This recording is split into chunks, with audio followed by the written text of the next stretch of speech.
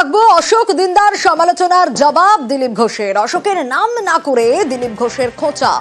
অনেকে অনেক কথা বলেন বলে তো পরে পা ধরে ক্ষমা চান বলে খোঁচা দিলীপের। হঠাৎ বিজেপিতে এসে বড় বড় কথা বলে তো দেখে রাখুন কি হচ্ছে। আগেও বলেছে, আবার পায়ে হাত দিয়ে ক্ষমাও চেয়েছে। সেজন্য যারা হঠাৎ বিজেপি তারা অনেক কিছুই বলবে, আর সবার উত্তর দেওয়ারও কোনো দরকার নেই। আমি নিজের প্রিন্সিপাল অনুযায়ী কাজ করি। আমি দিল্লিতে যখন হাজার হাজার লোককে নিয়ে জয়েন করানো হয়েছিল না, কি হেলিকপ্টারে কি বিমানে, আমাকে ডাকা হতো আসুন জয়েন করার। আমি বলেছিলাম আমি বাংলায় রাজনীতি করি, এখানে পাঠান, এখানে জয়েন করেন, এরাই রাজনীতি করবো, তাহলে আমি ভরসা করি না। আমি কোনোদিন যাইনি। দিল্লির লোক বলতে পারে যা কথা শোনে না, ওটা আমার কাজ না। আমি জানি আমার কি কাজ আছে। আমি কারো বাড়ির সামনে কোনো হাত জোর করে দাঁড়াইনি। দিল্লি গিয়ে কোনোদিন কাউকে পরিক্রমা করিনি, কারো অ্যাপয়েন্টমেন্ট চাইনি।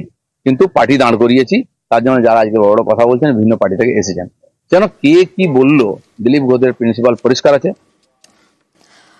অশোক দিনদার সমালোচনার জবাব দিলীপ ঘোষের। কিন্তু গতকাল দিলীপ ঘোষের বিরুদ্ধে কি বলেছিলেন ময়নার বিজেপি বিধায়ক অশোক দিন্দা?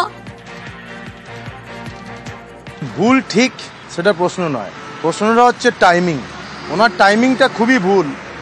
যেখানে মুর্শিদাবাদে হিন্দুরা মার খাচ্ছে, হিন্দুরা মরছে, হিন্দুদের ঘর লুট হচ্ছে, সেখানে উনি একদিনও যাননি। যে সময় হিন্দুরা মুর্শিদাবাদে মরছে সেই সময় উনি বিয়ে করলেন।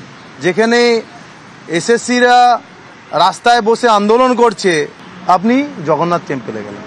তো এটার মানে এটা হয় যে টিএমসির হয়ে কাজ করা, নিউজটাকে পুরোটাই ডাইভার্ট করা। এটা হচ্ছে যেটা টিএমসির নেতারা করত, সেটা এখন দিলীপ দা করেছে। মন্তব্য পাল্টা মন্তব্য, অনভিপ্রেত মত শ্রমিক ভট্টাচার্যের।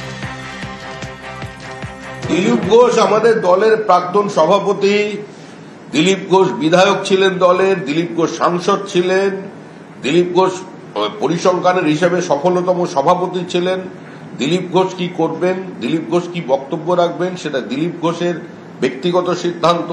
দিলীপ ঘোষের বক্তব্য বা দিলীপ ঘোষের ইঙ্গিত, দিলীপ ঘোষের বার্তা দলের প্রতি যারা যদি কিছু থাকে, পুরো বিষয়টির ওপরেই দল কঠোরভাবে নজরদারি রাখছে।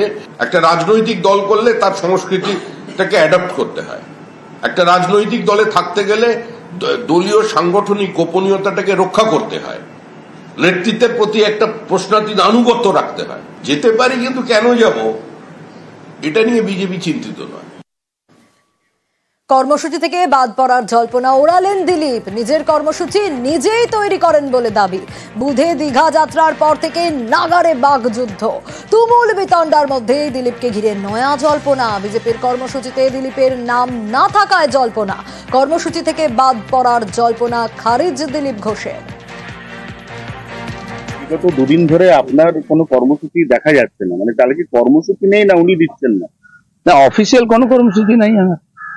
আমি মিডিয়া করছি, যেগুলো পলিটিক্যাল প্রোগ্রাম নয় এরকম প্রোগ্রামে যাচ্ছি। অনেকে বলছে নাকি ওটা নেই, ওটা ইন্টেনশনালি নাকি নেই। না, নেই তো।